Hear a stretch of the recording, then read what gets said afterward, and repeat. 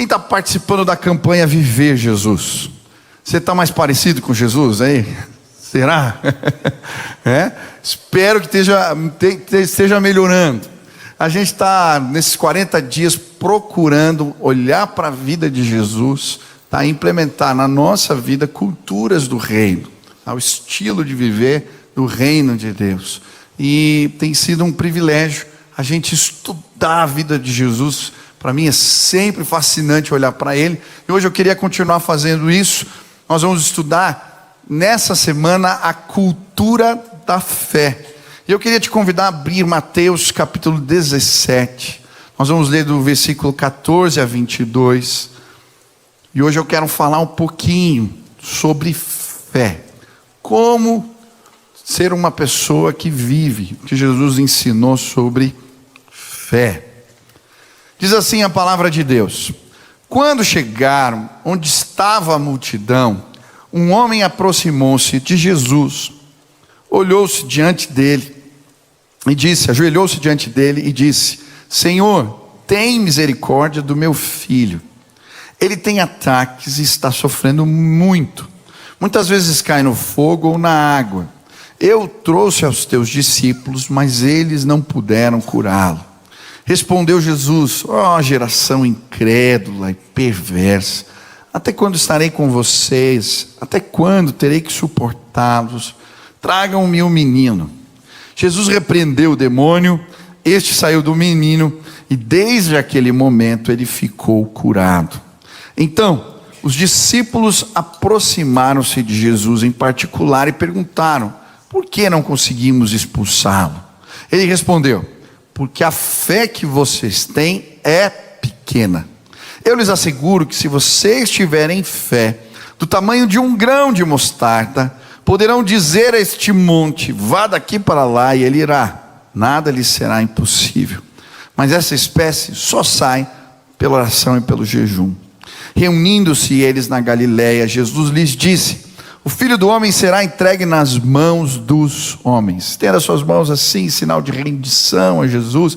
Repete comigo: Senhor Jesus, eu marquei um encontro contigo esta manhã.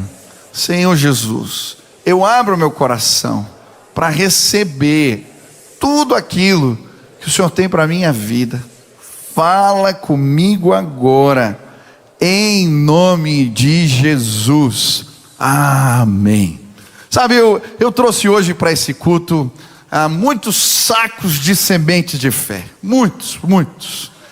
E sabe, eu creio que eu vou colocar hoje na sua mão uma semente que é poderosíssima. Só que para essa semente funcionar, a gente tem que aprender a usar ela, aprender a desenvolver a fé no nosso coração. Eu lembro quando eu era criança, não sei se você viveu isso na escola. Eu lembro do dia que a professora levou um copinho com algodão e me deu uma semente de feijão. E a tarefa era plantar o pé de feijão em casa. E eu lembro que eu me esforcei. Eu pus o feijão no lugar certo, pus aguinha, fiz tudo que tinha que fazer, mas o meu feijão não vingou. Aí cheguei na classe, com o meu copinho, o pé não tinha crescido de feijão, e eu olhava para o lado, e o pé de feijão dos meus amigos tinha um mais bonito que o outro, com uma folha verdinha, tinha crescido, e o meu não funcionou. Sabe, muitas vezes essa é a nossa sensação quando a gente fala de fé. Por vezes a gente vai na igreja e ouve as pessoas falando das experiências que tiveram com Deus, dos milagres que viveram, que oraram e Deus respondeu. Mas parece que a semente de fé só funciona na mão do outro. Na minha não funciona. Sabe, hoje eu queria te ajudar a desenvolver a fé. Existem problemas de fé que são como ervas daninhas e não deixam a gente crescer nessa área. Aqui nesse texto, a Bíblia vai nos apresentar uma história muito bonita. Jesus, ele tinha subido a montanha, e na montanha ele tinha sim, tido uma visita de Deus poderosa. Ele subiu com Tiago, João, com Pedro, e lá o Senhor os visitou, o rosto de Jesus resplandeceu, suas vestes também. Ele ouviu Deus falando em voz audível: esse é meu filho amado. Mas quando Jesus desce da montanha, o que ele encontra é um cenário completamente diferente. Era o caos instalado.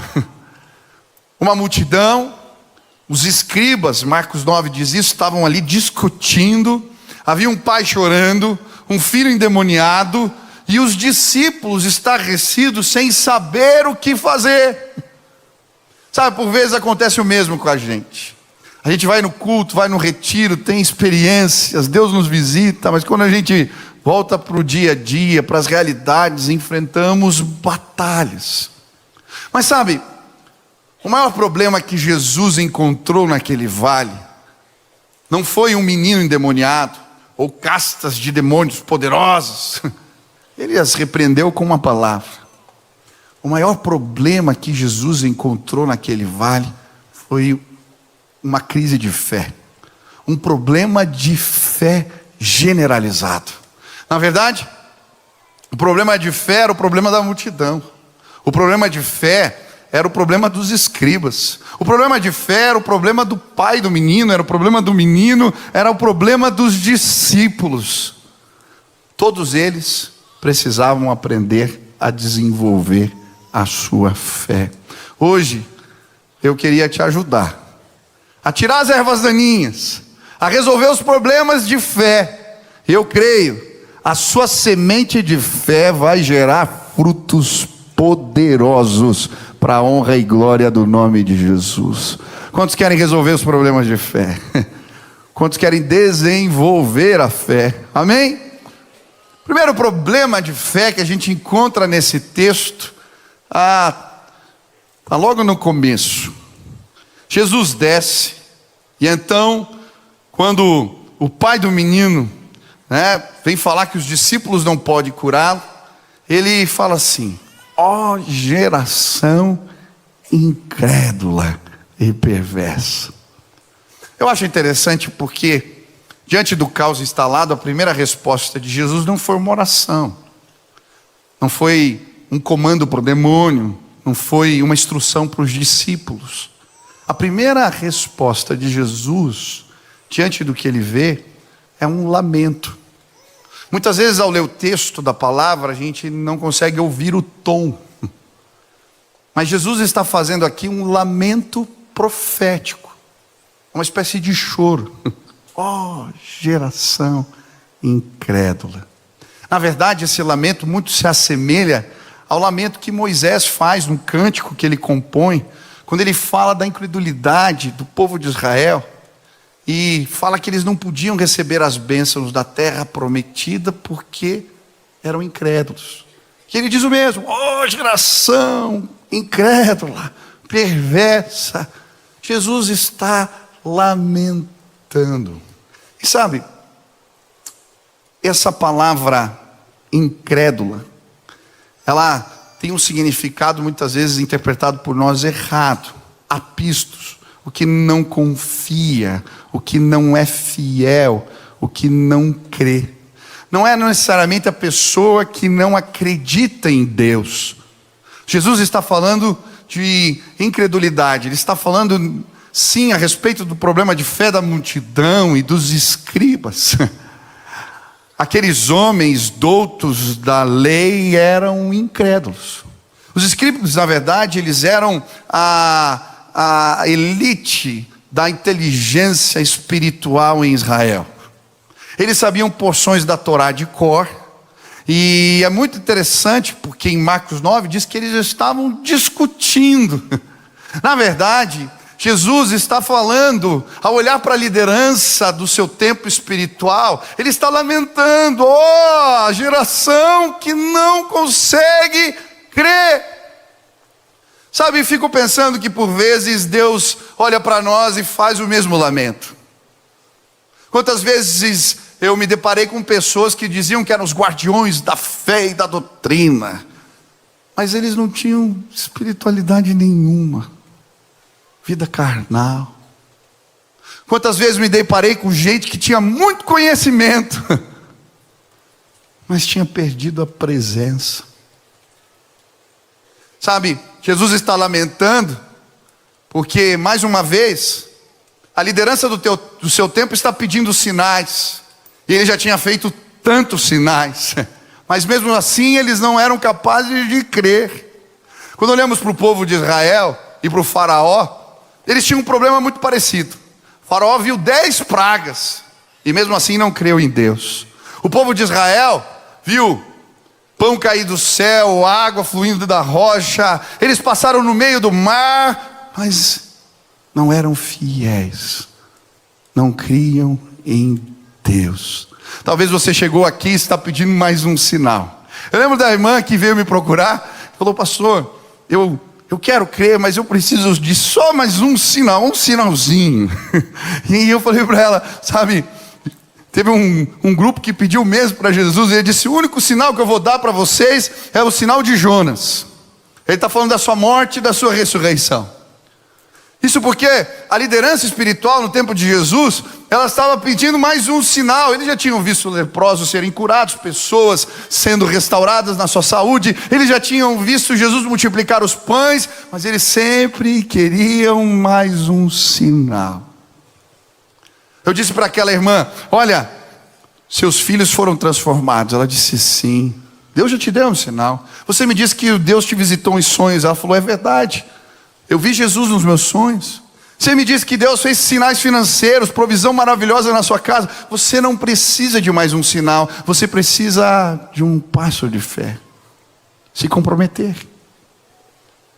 Sabe, eu gosto do texto na palavra que fala que Jesus foi para Nazaré, e lá ele não pôde fazer muitos milagres, porque eles eram incrédulos.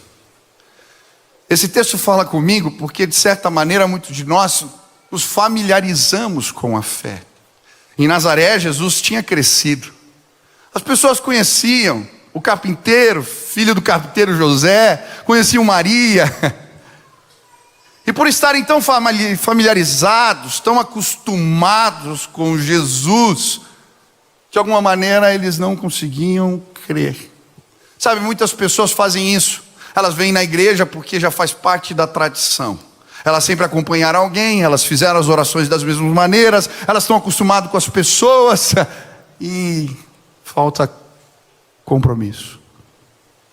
Não são fiéis, não creem. Eu vivi essa crise. Eu praticamente nasci na igreja. Meu pai me apresentou criança, lá em São Paulo, na igreja que ele pastoreava, depois veio para cá, e eu cresci ouvindo histórias, milagres. Meu pai contando dos sinais, do que Deus fazia, vendo pessoas sendo transformadas. Mas quando chegou na minha adolescência, aquilo era tão comum, era tão normal. E um dia um amigo me convidou para uma festa. Eu lembro que eu cheguei, era uma festa de 15 anos, e eu comecei a ver todo mundo bebendo, dançando, e eles pareciam tão felizes, e eu falei: mas existe felicidade lá fora? Talvez eu esteja interpretando a vida do jeito errado. Talvez isso seja apenas parte das minhas tradições. Eu estava acostumado. Mas eu dou graças a Deus porque encontrei um grupo de amigos que estavam buscando a Deus de verdade. Eles me levaram numa reunião de oração e eu via a sinceridade que eles procuravam a Deus. Era genuíno, era verdadeiro, aquilo me impactou. Então eu comecei a procurar também, e eu tive uma visita do Espírito Santo na sala da casa do meu amigo, que transformou a minha vida por completo.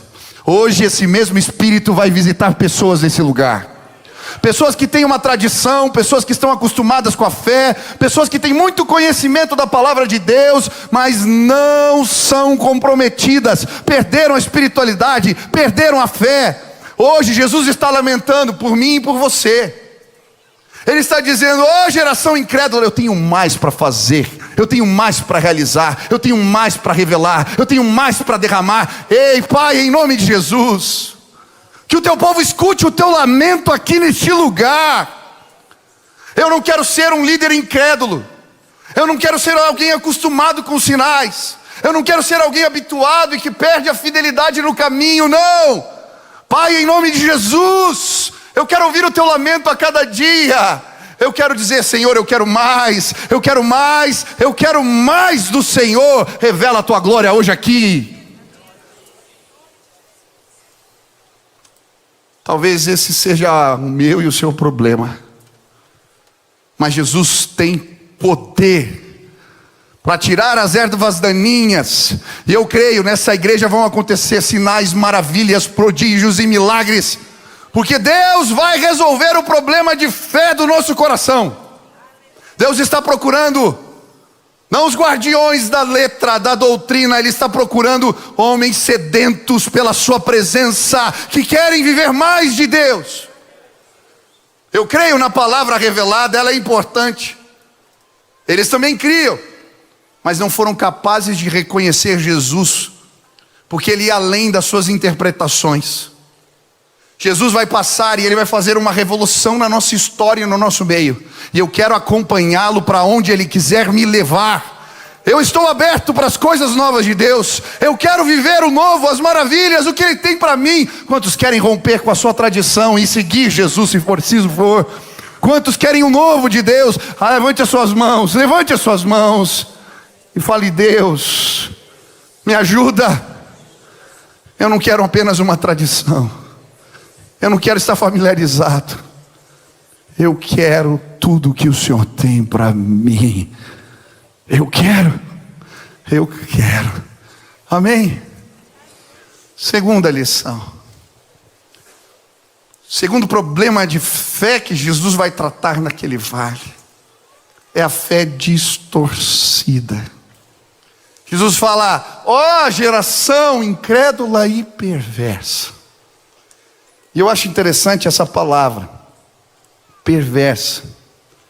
Seu sentido original aqui no texto não carrega o que representa perverso para nós. Uma pessoa de maldade deliberada ou depravada.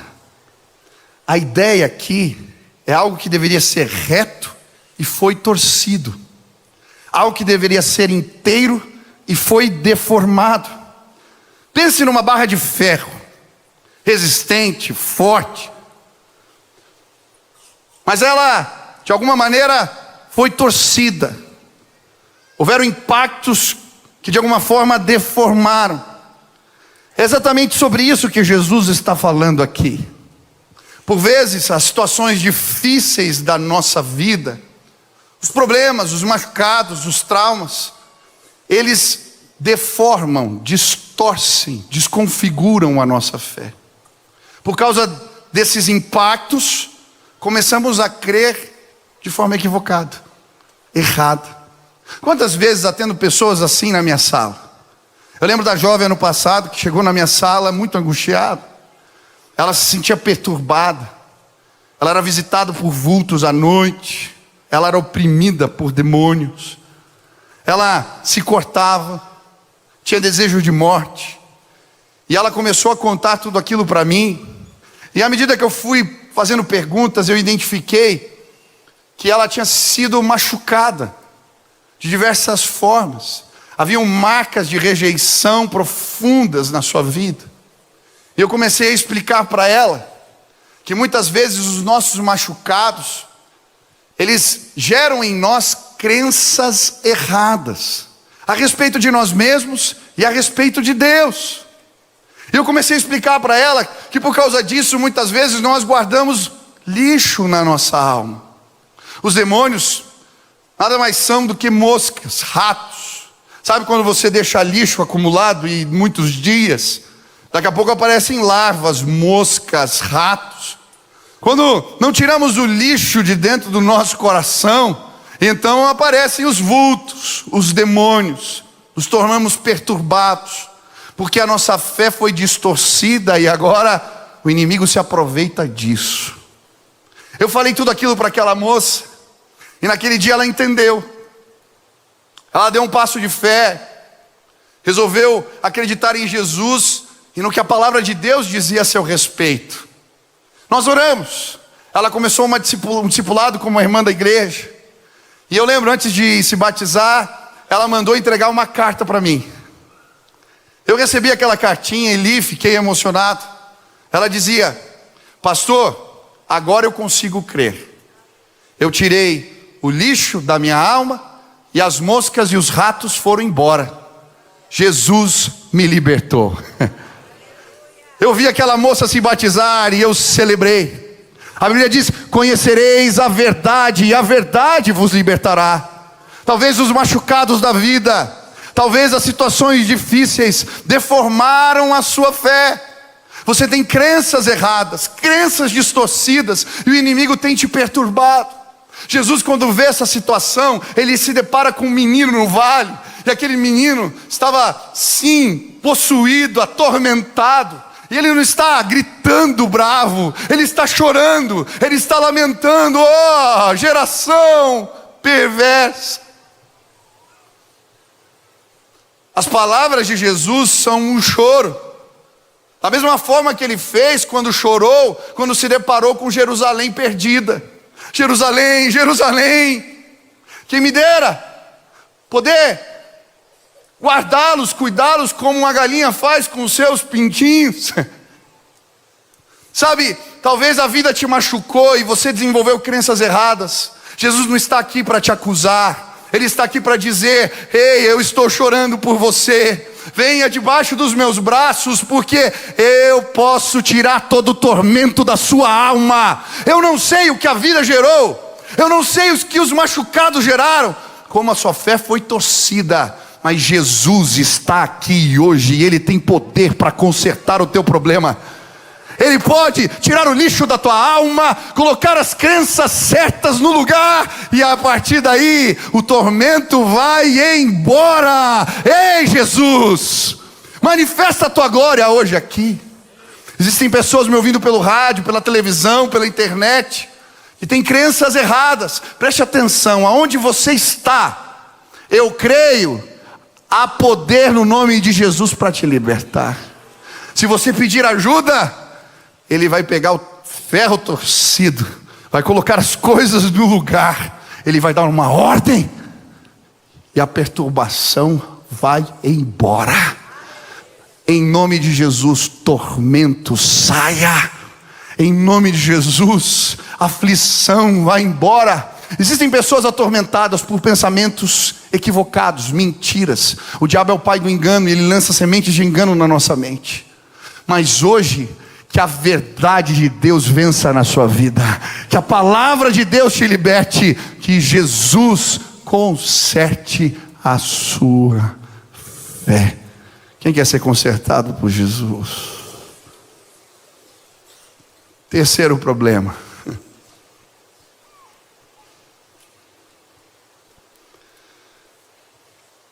Eu acho só interessante a fala do pai. Vou pregar hoje à noite sobre isso.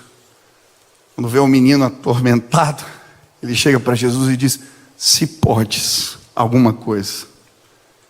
Lá em Marcos 9 diz isso, e Jesus responde: eu posso, mas antes você precisa crer. Olha para mim aqui, você que está atormentado, ou está vendo seus filhos atormentados. Se você crer, você vai ver a glória do Senhor chegando na sua casa entre os seus. Ele pode e Ele vai te libertar. Terceiro problema de fé, o problema da fé pequena. Esse era o problema dos discípulos. Então os discípulos aproximaram de Jesus em particular e perguntaram: por que não conseguimos expulsá-lo? Ele respondeu: porque a fé que vocês têm é pequena. Eu acho interessante porque o diagnóstico agora é diferente. Jesus não chama os discípulos de incrédulos, eles criam. Também não diz que a fé deles estava distorcida, porque a fé deles estava bem direcionada. Mas Jesus fala de um terceiro problema: a fé deles era pequena. O que significa isso? Sabe, quando eu estava estudando, fé pequena, existe fé grande, fé pequena. O que é isso? E eu fui tentar entender essa palavra. Não sei se sabia, mas essa palavra aqui foi Jesus que inventou. É uma palavra só: oligopistos. E a melhor tradução para essa palavra é confiança insuficiente. Sabe, a nossa confiança em Deus, ela pode aumentar ou diminuir.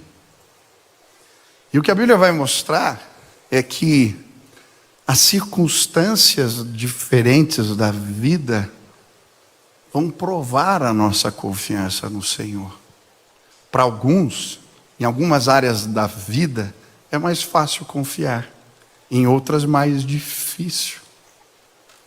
Eu lembro que quando eu era criança, às vezes nós íamos para a praia em família, e eu lembro que o meu pai, ele levava a gente para o mar, e levava para o fundo. Na verdade, era fundo para a gente, para ele não era.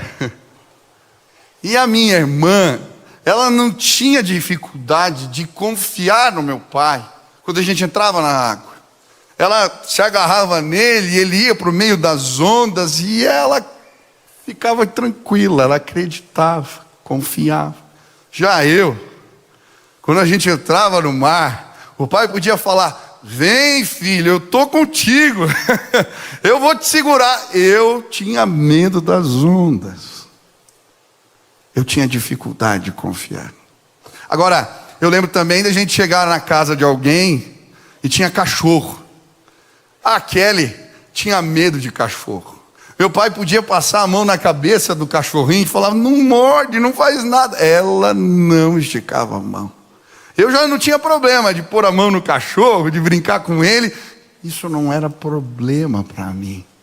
Sabe, quando a Bíblia fala da pequena fé, ela usa essa expressão em outros textos em que os discípulos estavam presentes. E na verdade, esses textos mostram situações da vida onde a nossa fé é provada, é testada, a nossa confiança em Deus.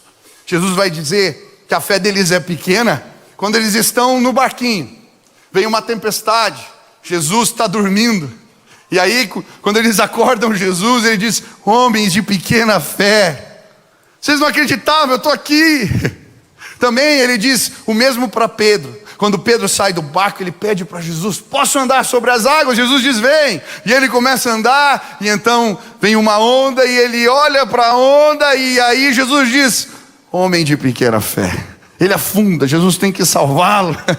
Sabe, por vezes na nossa vida, as ameaças que surgem, situações que não estamos acostumados a lidar, as situações ameaçadoras da vida, elas testam a nossa confiança no Senhor. Eu não sei que onda se levantou, eu não sei que ameaça sim apareceu. Foi uma crise financeira, foi um problema de saúde, foi uma situação nova que você não sabe lidar. Hoje eu queria te ajudar. Deus vai aumentar a sua confiança nele. A Bíblia também usa essa expressão, homens de pequena fé, quando os discípulos estão com Jesus no barco, e Jesus começa a falar do fermento dos fariseus.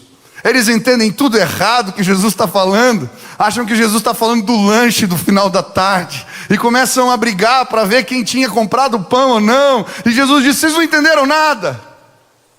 Eu não estou falando de provisão financeira, eu já multipliquei o pão 1, 2 vezes, vocês não entenderam. Sabe, para alguns é difícil confiar nesta área. Você passou por privações na vida, e quando a situação fica difícil nesta área específica, a sua confiança em Deus é testada.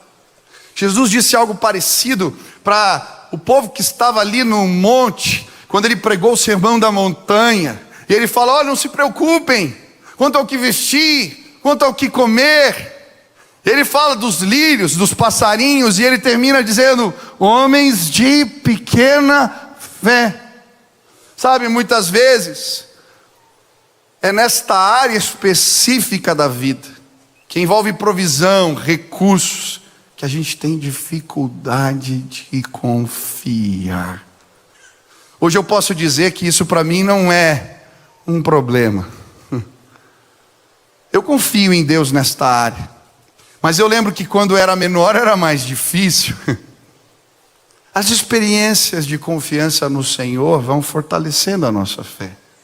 Eu lembro que eu estava no começo da minha caminhada no ministério com Jesus, e um dia, passando na frente da casa de um amigo, Deus me incomodou que eu tinha que dar um recurso para ele. Eu passei pela casa, e o recurso que veio no meu coração era o recurso que eu tinha para pagar o cartão de crédito no final do mês. Eu não sei você, mas juro de cartão de crédito é o pior que existe. Eu sempre pago certinho. E aí eu fiquei incomodado, e eu tomei coragem, dei um passo de fé, fui lá. Naquela época era cheque ainda. Entreguei o cheque na mão daquele amigo. Falei, Deus, e agora?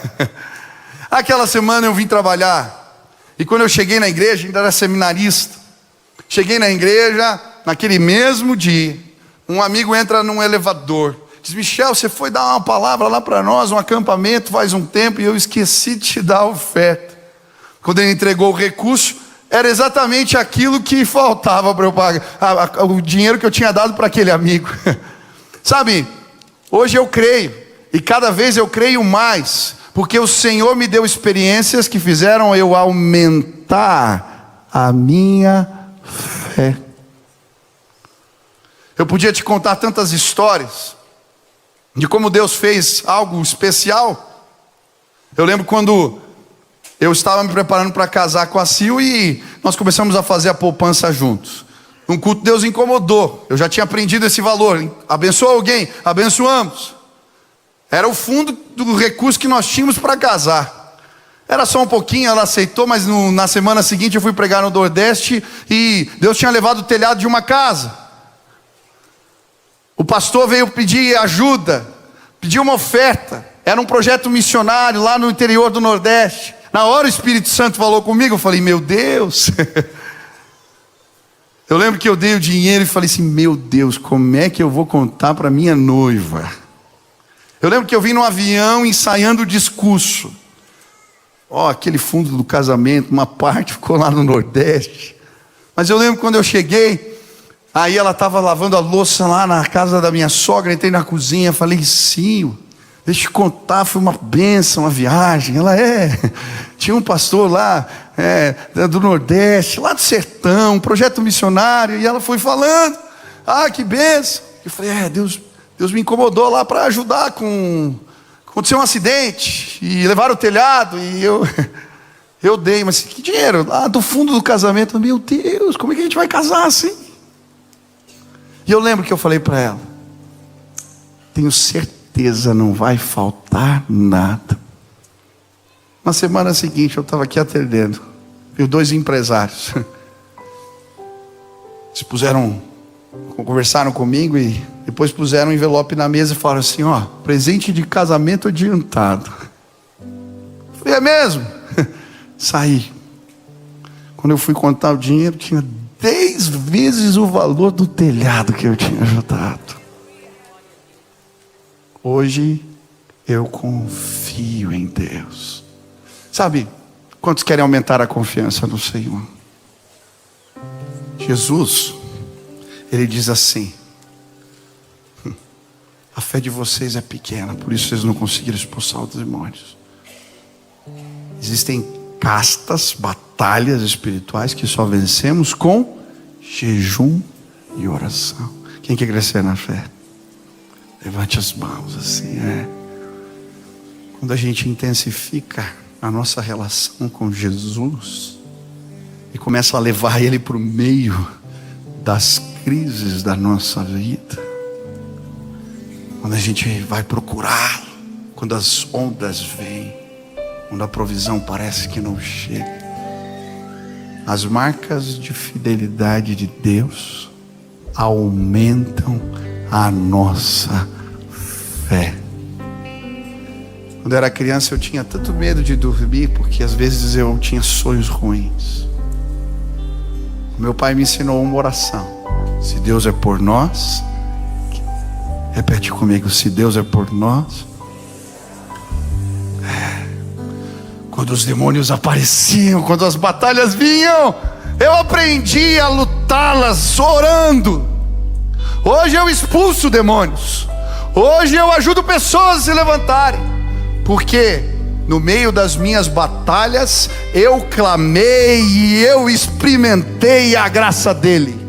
Talvez você chegou aqui hoje, eu não sei qual é a sua crise, eu não sei quais são os tormentos, eu não sei quais são as ondas, eu não sei, mas uma coisa eu tenho certeza: Ele é poderoso para fazer aquilo que você não pode fazer. Se você aumentar a sua confiança nele, sim, hoje dando um passo de fé, talvez o primeiro de muitos, você vai experimentar o poder de Deus na sua vida de maneira especial. Sabe o que eu estou enxergando aqui? Deus pegando o painel de controle da vida de pessoas, e Ele está pegando, sabe aquele dimmer que aumenta a intensidade da luz ou do som? E Ele está fazendo assim: ó, filho, vem cá, se você der um passo de fé hoje aqui, eu vou aumentar a sua confiança, eu vou aumentar a sua fé. E quando Deus aumenta a nossa fé, os demônios saem em retirada. Vai acontecer, creia, vai acontecer, não duvide, vai acontecer. Ele já disse: confie, se creres, verás a glória de Deus. Eu não sei qual é o teu problema de fé. A incredulidade? É a fé distorcida ou a fé pequena? Eu sei que eu tenho problemas de fé, e hoje eu queria pedir: Deus, me ajuda. Se os discípulos tinham um problema, quanto mais eu. Jesus, aumenta a minha fé.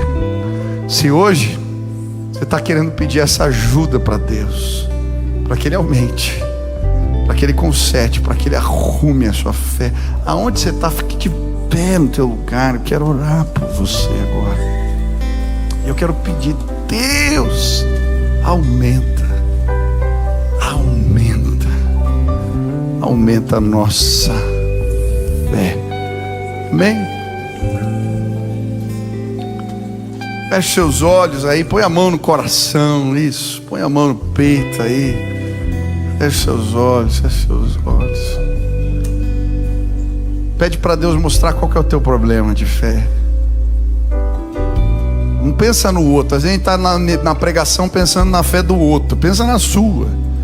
Feche teu olho e fala: Jesus, qual botão que eu tenho que apertar aqui que tá? Qual é o conserto que o Senhor quer fazer? Isso. Pai querido, eu quero pedir a tua ajuda agora. Eu preciso ser consertado pelo Senhor na minha fé.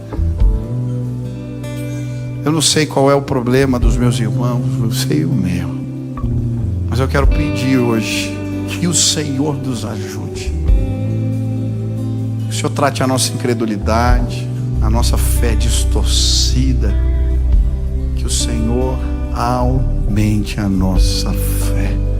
Eu quero pedir que os meus irmãos recebam essa graça maravilhosa, que eles saiam daqui crendo mais, confiando mais, e que eles recebam favor sobrenatural de Deus nas suas vidas.